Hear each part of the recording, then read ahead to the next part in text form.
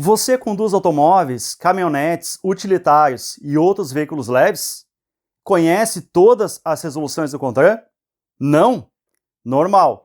Nem eu, que trabalho com trânsito há mais de 20 anos, conheço todas. Só que tem pelo menos 10 delas que, se você conhecer, vai facilitar muito a sua vida, seja como condutor, seja como proprietário desse tipo de veículo. Conhecer essas normas pode, inclusive, fazer com que você corrija erros que nem sabe que está cometendo, evitando ser multado lá no futuro. Quer saber um pouquinho mais sobre isso? Então, vem comigo!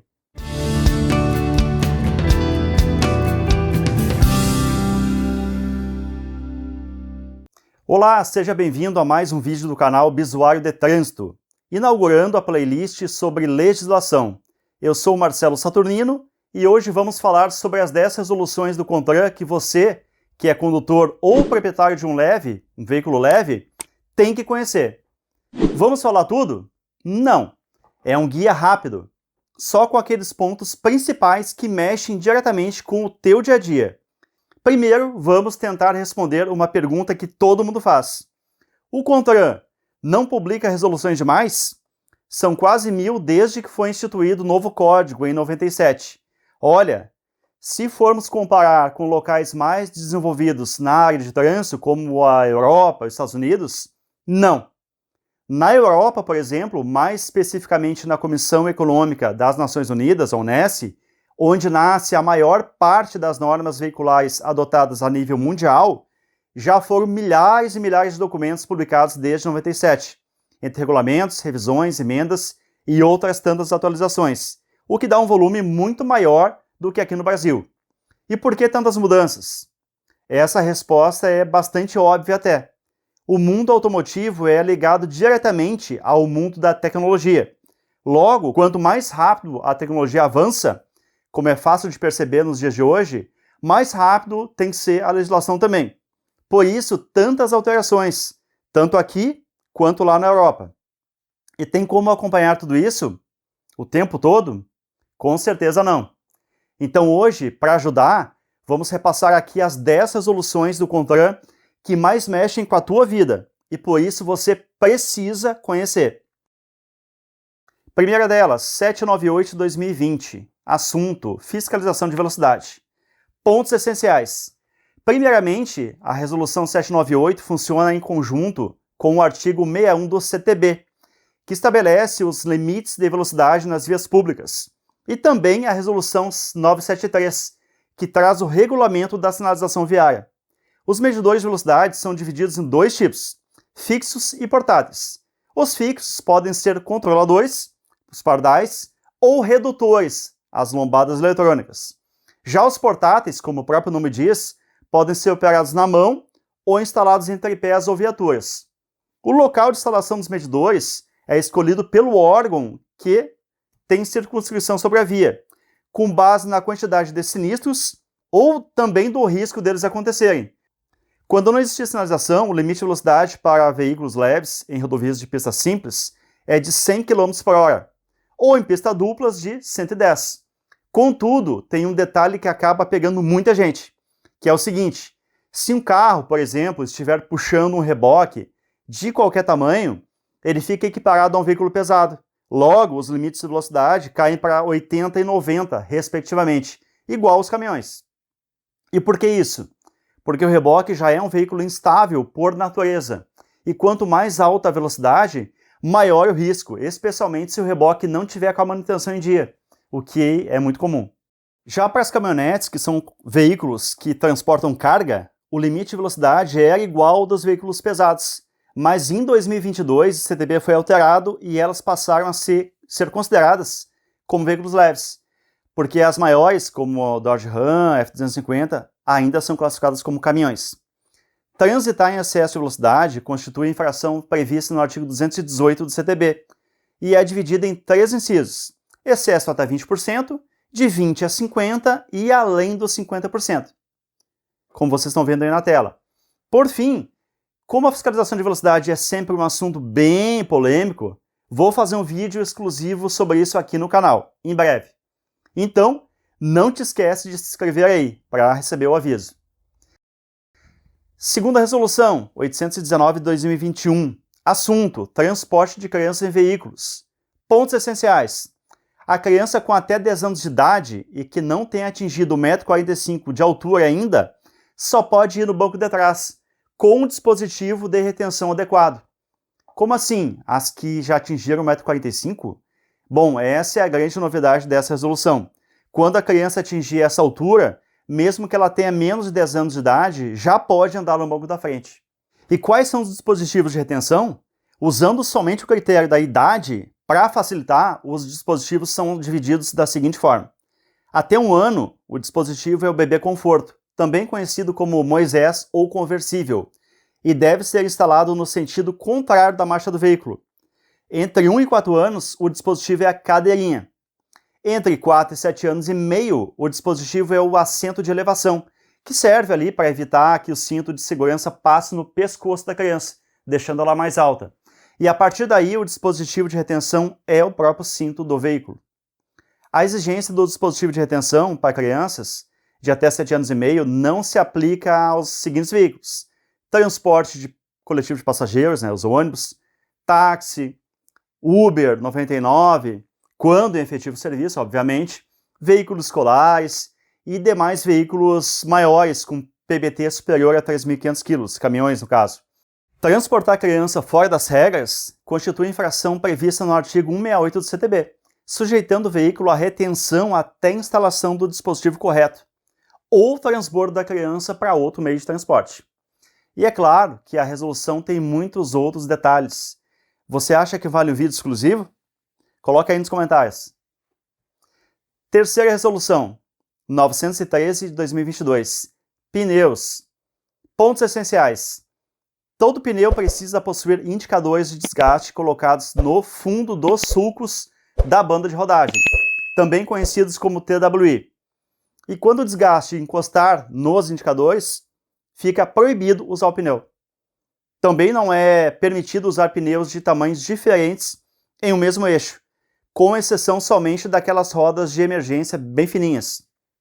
E eu posso usar pneus com o desenho da banda de rodagem diferente? Pode. Essa foi uma informação que circulou faz um tempo, mas não procede. Fique tranquilo. O conjunto pneu roda sobressalente, mais conhecido como step, deve atender aos mesmos requisitos dos pneus que estão rodando. Transitar com pneus, incluindo step, com desgaste além do permitido ou ainda com danos que comprometam a sua integridade, como cortes, bolhas, constitui infração prevista no artigo 230, inciso 18 do CTB. Conduzir o veículo em mau estado de conservação, comprometendo a segurança. E, conforme a gravidade do caso, pode até resultar no recolhimento do veículo por depósito.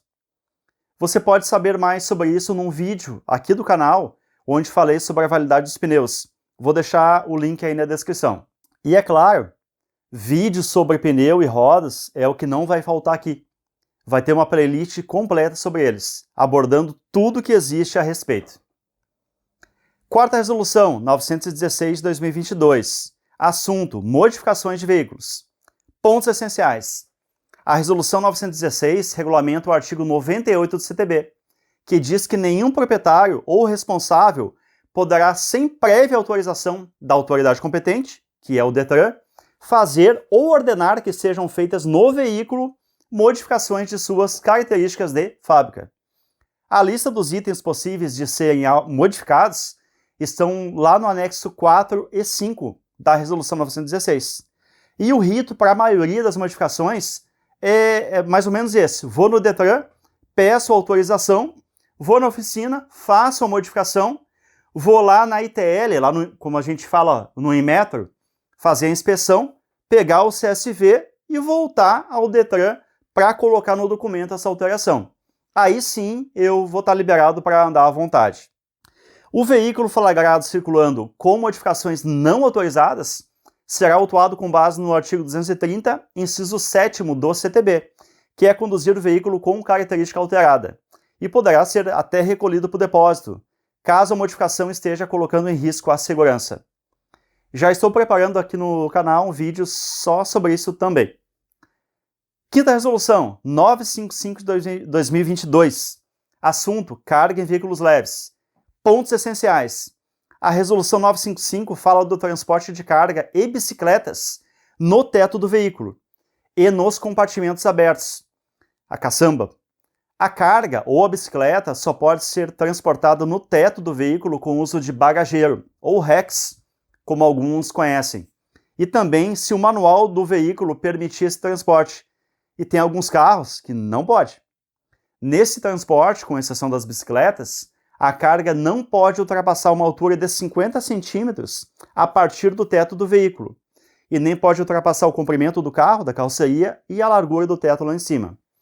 As bicicletas também podem ser levadas lá na parte de trás, num suporte apropriado, e jamais vão poder ultrapassar a largura do veículo, nem ocultar a placa ou a sinalização, tipo a luz de freio, a luz de posição, luz de indicador de direção. Que imagina, você está guiando na frente de um bitrem, daqui a pouco tem que meter o pé no freio, e tuas luzes de freio estão tampadas. O que vai acontecer? O motorista do caminhão não vai ver. Então, se esse encobrimento acontecer, é obrigatório o uso de uma régua de sinalização, que vai lá atrás do veículo com uma segunda placa, inclusive. Um outro detalhe da norma é que em veículos com carroceria aberta, como caminhonetes, a carga até pode sair para fora da carroceria, até um limite de 60% do entre-eixos do veículo. Ou seja, se o veículo tem um entre-eixo de 3 metros, a carga 60% de seu 1,80 m. Então a carga pode estar 1,80 m além da roda traseira. Mas isso só para cargas indivisíveis, que eu não consigo desmontar ali tão facilmente, como uma tábua, um freezer, uma motocicleta, certo? Então o transporte em desacordo com a resolução pode constituir várias infrações diferentes, mas a mais comum delas é o artigo 235 do CTB, que é transportar carga nas partes externas. E o veículo vai ficar retido para regularização. E eu vou dizer, nem sempre é fácil regularizar. Às vezes tem que contratar um frete para levar a tua carga que não coube no teu carro. De novo, vamos ter um vídeo aqui no canal só sobre isso. Te inscreve aí para receber as notificações. Sexta resolução, 969 de 2022. Assunto, placas dos veículos. Pontos essenciais. As placas antigas, com fundo cinza e letras pretas, falando, claro, das placas particulares, são chamadas de PNU, Placa Nacional Única. E as placas novas, padrão Mercosul, são chamadas de PIV, Placa de Identificação de Veículos. Todo mundo precisa trocar a placa antiga pela do Mercosul? Não. Só se, por exemplo, mudar a categoria do veículo, de particular para aluguel, ou outra categoria qualquer, perder uma das placas, ou as duas placas, numa enchente, por exemplo, transferir o veículo para outro município, porque daí vai ter que trocar a tarjetinha, que não tem na Mercosul, né?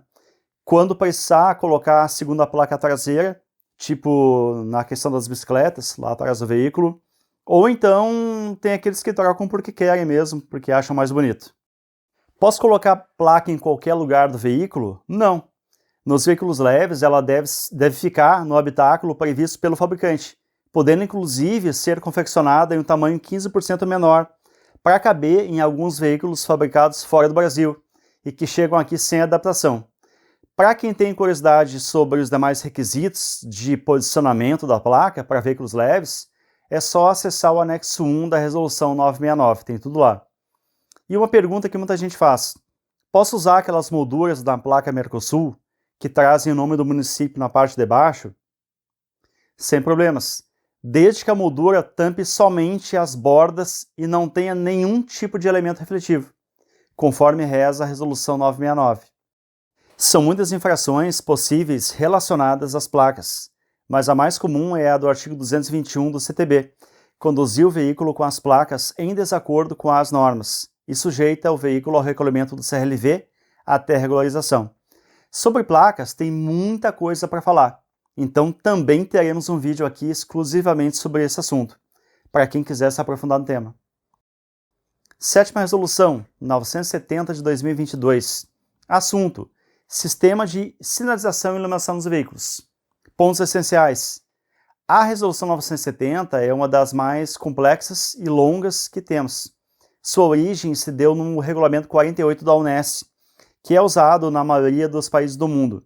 Em suma, ela define quais são os dispositivos do sistema de iluminação e sinalização, como cada um deles deve ser em termos de cor, localização, ligações elétricas, entre outros requisitos técnicos. E também quais são os veículos onde eles são obrigatórios, opcionais ou até proibidos. Se você quiser saber mais detalhes sobre isso, acesse o vídeo que eu vou deixar aqui na descrição sobre as cores das luzes. A 970 também fala sobre as lanternas especiais de emergência e as lanternas especiais de utilidade pública, pois ela englobou a antiga Resolução 268, que era a norma de referência sobre isso. Sobre esse assunto, inclusive, lanterna especial de emergência ou giroflex, temos um vídeo aqui no canal sobre isso. Vou deixar também o link na descrição. Já com relação aos veículos de utilidade pública, que usam as lanternas especiais na cor amarelo-âmbar, devo publicar em breve um vídeo sobre eles, com tudo que você precisa saber. Diversas infrações são associadas às luzes dos veículos, mas as principais são conduzir o veículo com alteração do sistema, prevista lá no artigo 230, inciso 13 do CTB, ou conduzir o veículo com defeito no sistema ou lâmpadas queimadas, prevista no mesmo artigo 230, só que no inciso 22. Oitava resolução, 993/2023, equipamentos obrigatórios. Pontos essenciais. A resolução 993, que é a atualização da antiga 1498, que já tinha sido consolidada em 2022 pela 912, também é uma das mais longas que nós temos. Mas para veículos leves, existe um anexo específico, anexo 1, que traz todos os equipamentos necessários para esses veículos. Embora a resolução seja mais voltada para o fabricante, ela traz importantes informações também para os proprietários, pois todas as obrigações e exceções estão nela. Lembrando que é nela também que o agente vai se basear para fazer a fiscalização de trânsito. Por isso é importante estar por dentro, pelo menos no que toca ao seu veículo, especialmente se ele for mais antigo. Quando falamos em equipamentos, as infrações mais comuns estão relacionadas à falta, ineficiência ou inoperância deles, conforme o artigo 230, incisos 9 e 10 do CTB, e, via de regra, gera uma retenção do veículo até regularização, no local ou mediante recolhimento CRLV. E em casos mais graves, onde a segurança é afetada, o veículo pode inclusive ser recolhido para o depósito. Sobre isso, eu pretendo fazer um vídeo. O que você acha? Fazer um vídeo único sobre todos os equipamentos ou fazer um vídeo sobre cada equipamento? Coloque aí nos comentários. Nona resolução 937/2022, engate de reboque. A resolução 937 será alterada em breve. Inclusive o texto já esteve em consulta pública faz uns meses e logo vai ser publicada a nova versão com algumas questões bem interessantes. Mas, de forma breve, ela regulamenta quais veículos que podem instalar o engate de reboque e quais são os requisitos, especialmente quanto aos pontos de fixação embaixo do carro, a capacidade máxima de tração do veículo que precisa e a plaquetinha do fabricante, entre outras coisas mais. A infração mais comum associada ao engate de reboque é a do artigo 230, inciso 12 do CTB, conduzir o veículo com equipamento ou acessório proibido, pois quando o engate não atende a alguns dos requisitos, ele não é permitido, ele é vedado. Então essa autuação vai gerar uma retenção, vai ter que regularizar no local, ou vai ser recolhido ali também o CRLV para a posterior apresentação do veículo. E por fim, lembro de um detalhe extremamente importante: nem todo veículo está autorizado a tracionar reboque. E nesse caso, ele também não pode ter um engate, nem para bonito. Pois é. 10ª resolução e última, 960 de 2022. Assunto: vidros dos veículos. Pontos essenciais. A resolução 960 fala de várias coisas, mas tem duas mais importantes. A primeira delas é o uso da película nos vidros, famoso em seu filme, e também os danos permitidos no para-brisa. Sobre as películas, elas podem ser refletivas ou não, lembrando que as refletivas ou espelhadas são proibidas. E para as não refletivas, o limite de transmitância luminosa, que é a porcentagem de luz que passa pelo vidro para dentro do carro, é de 70% para as áreas indispensáveis à dirigibilidade, que são os vidros por onde o condutor olha, o para-brisa para frente e os laterais para os retrovisores. Somente da metade para trás do carro, aí sim, o conjunto vidro-película pode ter menos que 70% de transmitância. E como é que a fiscalização faz essa verificação? Inicialmente, pela chancela que vai colocada na película, pelo instalador, informando a transmitância do conjunto vidro mais película. Ou seja, não é só da película, é do conjunto. Lembrando que a chancela só é exigível nos vidros indispensáveis à dirigibilidade, ou seja, aqueles da metade para frente do carro, exceto se o veículo não tiver retrovisor do lado direito. Aí o vidro de trás também é indispensável.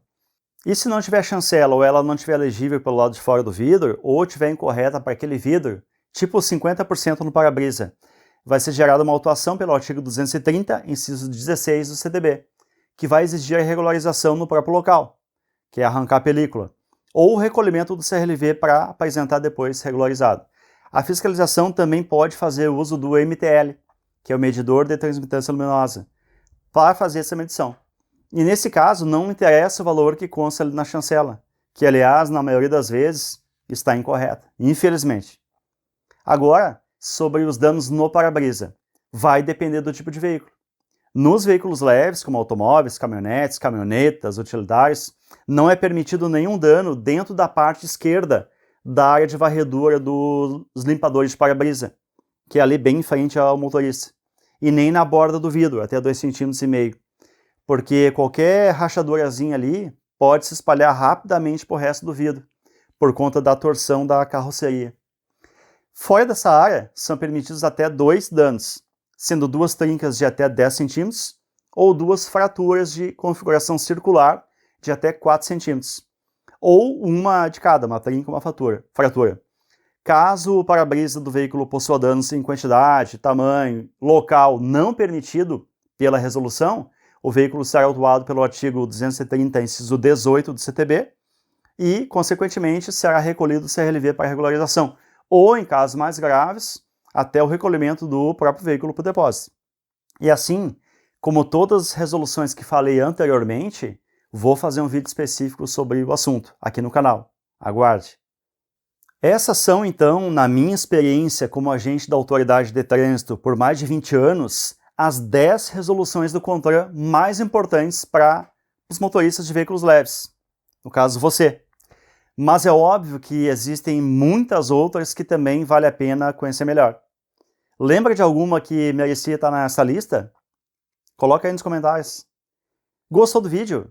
Quer mais conteúdos como esse? Então coloca o seu joinha aí, te inscreve no canal e, caso não tenha se inscrito ainda, e ativa o sininho para que eu possa te avisar das próximas publicações por aqui.